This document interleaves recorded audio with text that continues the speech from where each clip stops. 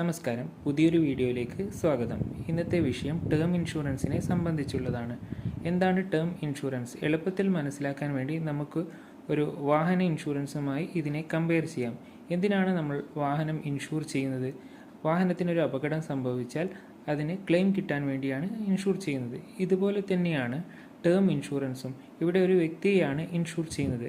ആ വ്യക്തിക്ക് എന്തെങ്കിലും അപകടം സംഭവിച്ചാൽ അല്ലെങ്കിൽ ആ വ്യക്തി മരണപ്പെട്ടാൽ അവരുടെ അഭാവത്തിൽ കുടുംബത്തിന് നഷ്ടപരിഹാരം ലഭിക്കാൻ വേണ്ടിയാണ് ടേം ഇൻഷുറൻസ് എടുക്കുന്നത്. ഇതിൽ പല സ്കീമുകളും ഉണ്ട്.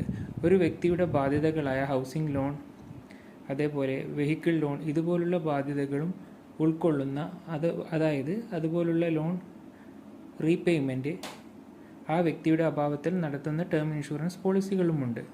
റിട്ടേൺ കിട്ടുന്ന പോളിസികളുമുണ്ട്. നിങ്ങൾക്ക് ആവശ്യമുള്ളത് സ്കീം അനുസരിച്ച് നോക്കി തിരഞ്ഞെടുക്കാവുന്നതാണ്.